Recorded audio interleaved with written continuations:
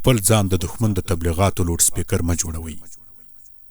په یاد ولرئ د اسلام دښمنان تل دا هڅه کوي چې د اسلام قربانیان بې ارزښته او د دوی مړه شوي د اتلانو په نوم نړۍ ته معرفي کړي. که د رسول الله صلی الله علیه وسلم په زمانه کې اوسنیو دجالي رسنیو شتون درلودی، د بدر د ورځې خبر به یې داسې خپراوه: ابو جهل له خپلو اویا تنو ملګرو سره یو ځای د خپل وطن شتمنیو او خاورې د دفاع پر مهال شهید شو. هو، لکه موږ چې څنګه نن پوهیږو، حقیقت داسې نه و. هغوی د باطل د لښکر مشرانو، د حق پر وړاندې ولاړو او د کفر په دفاع کې له منځه یوړل شوي.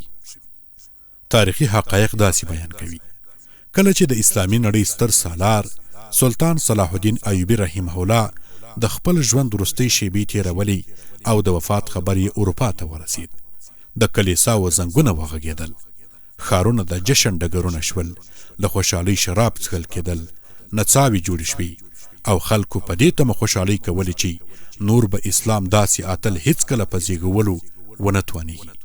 هغوی انګېرله چې د صلاح الدین په مرګ سره د اسلامي نړۍ ملا ماته شوه.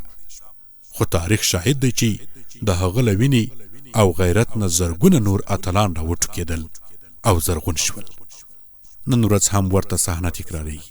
د ابو عبیده د شهادت خبر په یهودو کې د ویرې، خوشحالۍ او ګډوډۍ ګډ حالت جوړ کړی دی.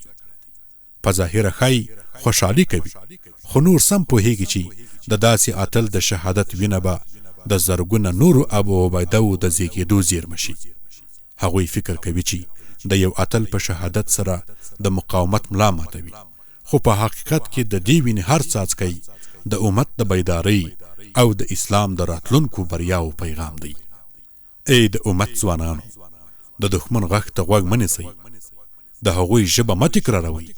هغوی چې زموږ اتلان د ترهګرو، فتنهګرو او ترورستانو په نوم یادوي او خپل د اتلانو په توګه معرفي کوي، په اصل کې غواړي زموږ فکرونه، عقاید، باورونه او تعهد ګډوډ کړي.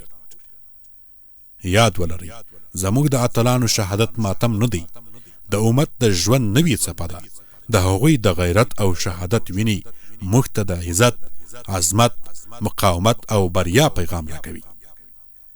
دښمن که هر څومره خوشحالۍ وکړي، هر څومره پروپاګند خپور کړي، حقیقت یو دی: د امت په ټټر کې د هر ابو عبیده په وینه زرګونه نور اتلان زیږي، او دا د اسلام د نه ماتېدونکي قافلې تسلسل دی.